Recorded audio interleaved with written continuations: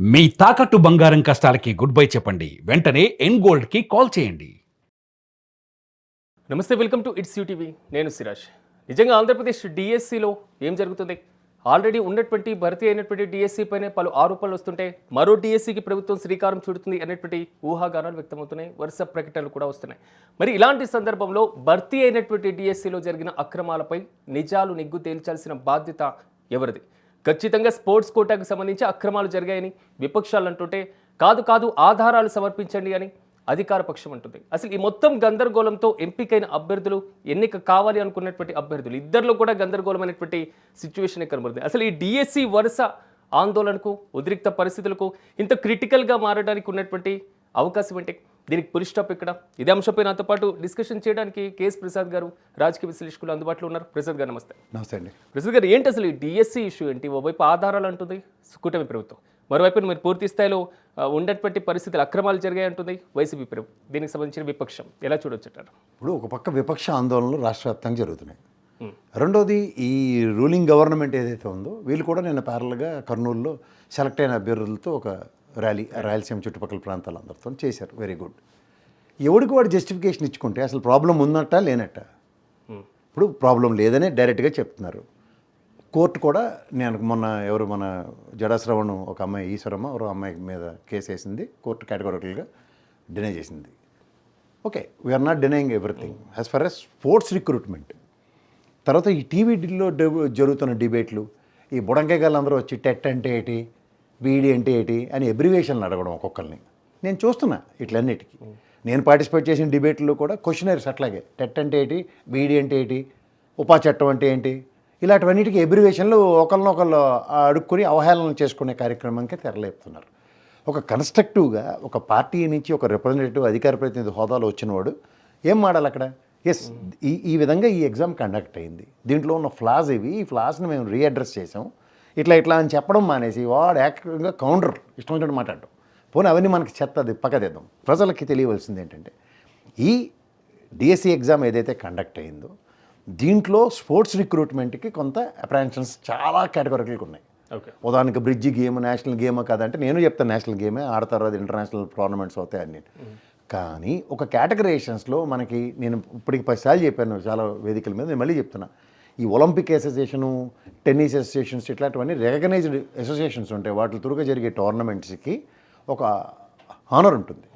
దాంట్లో వచ్చిన మెడల్ని, దాంట్లో వచ్చిన వాటిని పరిగణలోకి తీసుకుంటారు. ఇప్పుడు ఉదాహరణకి నేషనల్ ఛాంపియన్షిప్స్ కానీ లేకపోతే రాష్ట్ర స్థాయి పోటీలు కానీ వీటిని నిర్వర్తించినప్పుడు రాష్ట్రాల్లోనూ కేంద్రంలోనూ నిర్వర్తించిన ప్రాంతాల్లో పోటీలకి అర్హతలు సంపాదించుకుని వాటిలో ప్రైజ్ విన్నర్స్ అంటే దానికి ఒక రికగ్నేషన్ ఉంటుంది, సర్టిఫికేట్స్. అంతేకాని వీళ్ళు మన అలా కరాటే స్టేషనుడు, కుంఫు స్టేషనుడు, వాడికి నచ్చిన మిగిలిపోయిన మొక్కలన్నీ టైలర్తో కుట్టించి మన పవన్ కళ్యాణ్కి ఒక కత్తి ఇచ్చి అవార్డు అంటే అలాంటి అవార్డు పట్టుకెళ్ళి నాకు కాంపిటేటివ్ ఎగ్జామ్లో ఉద్యోగం కావాలంటే ఇచ్చేశారు. అది కదా సీరియస్ నోట్. ఇప్పుడు టెట్ రాయిందే అంటే టెక్నికల్ ఎడ్యుకేషన్ సంబంధించిన టీచర్ క్వాలిఫికేషన్ టెట్ రాయిందే ఆవిడ డిఎస్సి క్వాలిఫై అవడు రెగ్యులర్ టీచర్స్ అన్నది, అది అందరికీ జగమెరిగిన సత్యమే. కానీ టెట్లో తీసుకోకుండా ఉన్న వాళ్ళని వీళ్ళు ఐడెంటిఫై చేసి చెప్పాలా, లేదా యాజ్ పర్ టెట్ కండక్ట్ చేసిన దాని ప్రకారమే మేము డిఎస్సి రిక్రూట్మెంట్ జరిగిందని వీళ్ళు డెలిబరేషను అథెంటికేటివ్ ఇన్ఫర్మేషన్తో ఇవ్వాలి. ఇప్పుడు ఉదాహరణకి, మేము ఈ రిక్రూట్ చేసిన వల్ల మీకు ర్యాండమ్గా కాదు, మీరు ఎవరినైనా తీసుకురండి, టెట్ క్వాలిఫై అవ్వకుండా మేము టీచర్ ఉద్యోగాలు ఇవ్వలేదు. ఈ పీఈటీను, ఈ డ్రిల్ మాస్టర్లకి వాటికి ఈ దాంట్లో ఈ సీరియస్ నోట్ని ఇది రెండింటిని కలిపి అడ్రస్ చేయాలి. ఒకటి ఏం చెప్పాలి, టెట్ ఎగ్జామ్ క్వాలిఫై అవ్వని మేము డిఎస్సి క్వాలిఫికేషన్స్లో తీసుకోలేదు, రిక్రూట్మెంట్ జరగలేదు, నిజమైతే అది. లేదా టెట్కి ఏమైనా ఆల్టర్నేటివ్ క్రియేట్ చేసి ఇచ్చామా, అది కూడా క్లారిటీ ఇవ్వాలి. లేదా ఉన్నదొన్నట్టు చెప్పండి, ఎస్ టెట్ ప్రాగణనలోకి తీసుకున్నాం, ఆ పరిగణలోకి తీసుకున్న తర్వాత వచ్చిన కాన్సిక్వెన్సెస్లో వాళ్ళ తప్ప ఇంకెవరిని రిలీజ్ చేయలేదు, ఇది అథెంటికేటివ్ అని చెప్పాలి. ఇది ఎక్కడ జరగకుండా ఎయిర్ అలా పెట్టి ఏదో అయిపోయినట్టుగా చచ్చిపోతుంటే 400 స్పోర్ట్స్ కోటా పోస్టులు ఒక అంబిగ్యూటీ స్ట్రైవ్ అయింది. ఆ అంబిగ్యూటీకి సంబంధించిన దగ్గర జగన్మోహన్ రెడ్డి గారి దగ్గర ఆ రోజు ఎవరైతే విన్నర్స్ ఉన్నారో, గెలిచిన పథకాలు గెలిచిన వాళ్ళందరూ మాట్లాడిన మాటలకి ఇక్కడికి ఏముందో సంబంధం నాకు అర్థం కావట్లేదు. సో వాటిని క్లారిఫై చేయవలసిన బాధ్యత గవర్నమెంట్ మీద ఉంటుంది. లేదా ఒక 134 ర్యాంక్ వచ్చినోడికి అది ఎలా వచ్చిందో, వీడికి ఎలా వచ్చిందో అవన్నీ అందరూ మాట్లాడుతున్నారు. ఇది కాదు కదా కావాల్సింది మనకి. ఇప్పుడు ప్రభుత్వం తరఫున నేను మొదటి నుంచి చెప్తుంది, లోకేష్ గారు తర్వాత ప్రిన్సిపల్ సెక్రటరీ ఎడ్యుకేషన్ ఇద్దరు కూర్చొని ఈ ఎగ్జామ్ కండక్ట్ చేసిన అథారిటీ ఎవరున్నారో ఆయన కూడా కూర్చోబెట్టండి పక్కన. మీ ముగ్గురు ప్రశ్న అడ్రస్ చేయండి అందరినీ పిలిచి, ఇది ఈ కేటగరైజేషన్స్లో అదేంది ఫస్ట్ కలెక్టర్ ఆఫీస్లో లిస్ట్ డిస్ప్లే అవ్వాలి. అది అవ్వని దానికి ఒక రీజన్ చెప్పండి ఎందుకు అవ్వలేదు. ఓకే. రెండోది ఇవాళ ఆన్లైన్లో లిస్టులు ఉంచి తొలగించారు, ఇప్పుడు ఆన్లైన్లో ఉన్నాయి. సో ఆన్లైన్లో ఉన్నాయా, ఎందుకు తొలగించారు, దానికి క్లారిఫికేషన్ ఇవ్వండి.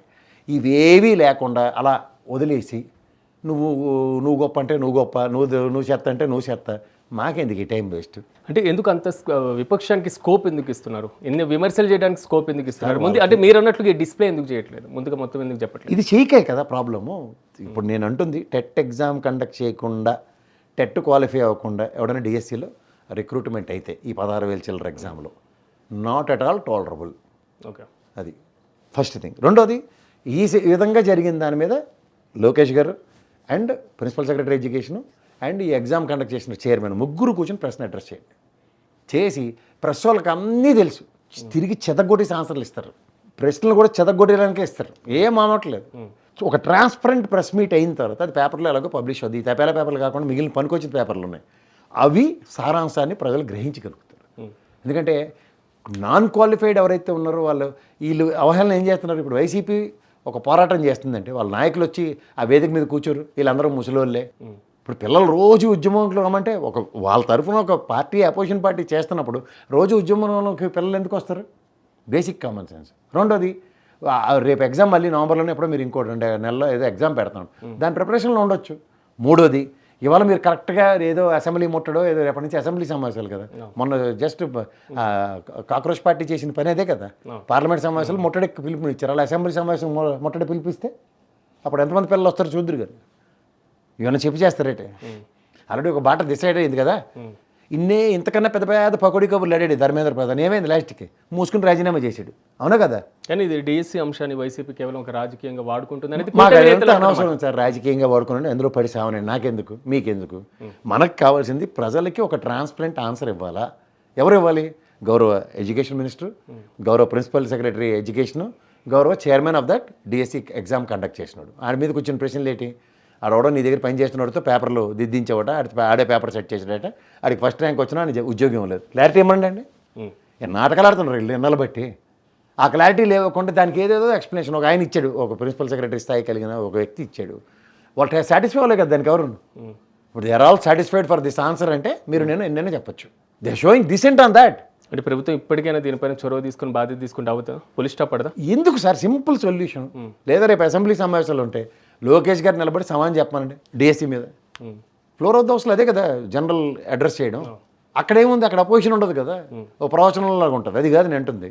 ప్రెస్ ఉండాలి, ఆ ప్రెస్ని అడ్రస్ చేయమనండి. ప్రెస్ కరెక్ట్మైన క్వశ్చన్లు అడుగుతారు. ఒకడోడు పనికి వచ్చినట్టు ఉంటారు జర్నలిస్ట్, ఎక్సెప్ట్ తీస్తే పిల్ల ఛానల్ మిగిలిన అడుగుతారు కదా గుణపాలు దగ్గొట్టే ప్రశ్నలు. అట్లా సమాధానం చెప్తే క్లారిటీ వచ్చేస్తుంది అందరికీ. కానీ ఇప్పుడు తాడిపత్రిలో చూసాం ఉద్రిక్త పరిస్థితి, విజయవాడ చూసాం, పొన్నూరు చూసాం, అనంతపురం చూసాం, స్టేట్ వైజ్గా జరుగుతుంది. అసలు ఇంత ఆందోళనకి కారణమైన విద్యార్థుల భవిష్యత్తు పైన ఆందోళనకి కీలకమైన ఈ డిఎస్సిని పక్కన పెట్టి మరో డిఎస్సి ఇస్తాము అనేది గవర్నమెంట్ చెప్తున్నటువంటి మాట. దీంట్లో పోతే పోయింది, మీరు దీనికి ప్రిపరేషన్ స్టార్ట్ చేయండి అనేటువంటి రీతిలో రెండు ప్యారలల్గా ఎలాగ సమాంతరంగా. ఇప్పుడు పోతే పోయింది అనుకుని పిల్లలు చదువుకుంటారు, అందుకే పిల్లలు లేరు అక్కడ. ఇక్కడ ఏముంది, వైసీపీ వాళ్ళు భోజనం వేసుకున్నారు, వాళ్ళు ఉద్యమం చేస్తున్నారు. నువ్వు సమాధానం చెప్పాలి కదా. 11 స్థానాలు వచ్చాయి నిజమే, అపోజిషన్ పార్టీ కదా. సమాధానం చెప్పండి, వాళ్ళ తురుగా మాకు సమాధానం చెప్పండి. వాళ్ళు చేస్తున్న నిరసనకి ఆంధ్రప్రదేశ్లో ఉన్న ప్రజలకు సమాధానం చెప్పాల్సిన బాధ్యత మీదేనా లేదా? అంటే దీని మీద మరింత క్రిటికల్ ఛాలెంజెస్ని ఫేస్ చేయబోతుంది అనుకోవాలి కూటమి ప్రభుత్వం. అంటే క్రిటికాలిటీ ఎస్టాబ్లిష్ అవుతుంది. అనవసరం క్రిటికాలిటీ లేదని చెప్పినప్పుడు అథెంటికేట్గా చెప్పాలి కదా. ఇప్పుడు క్రిటికాలిటీ మీరు అన్నట్టే ఎస్టాబ్లిష్ అవుతుంది over a period of time. అది అక్యుములేటెడ్ నాన్ సెన్సే కదా. లేదు నా వంటకే నేను సచ్చీలను అనుకుని ఇంట్లో ముసుగేసుకుని పడుకుంటే కుదరదు కదా. కానీ ధర్మేంద్ర ప్రధాన్ కేసు తర్వాత నారా లోకేష్ చుట్టూ సేమ్ డిఎస్సి ఇష్యూ తిరుగుతున్నటువంటి వైనాన్ని మనం చూస్తున్నాం. సో అంతవరకు మినిస్టర్ ఎందుకు తెచ్చుకోవాలి? అదే కదండి. ఇప్పుడు ఆ రోజు కూడా ధర్మేంద్ర ప్రధాన్ ఎక్స్ప్లెనేషన్ చేస్తే ఆ రోజు రాజీనామా చేసినాడు అనుకోండి, ఏముంది సరే మినిస్టర్ ఎక్స్పాన్షన్లో ఇంకోటి పడేసి ఉంది, ఎలాగో పడేస్తారు. అది వాళ్ళు భజన బ్యాచ్కి ఎవరికి వదలరు వాళ్ళు. ఇది కాదు కదా మాకు కావాల్సింది.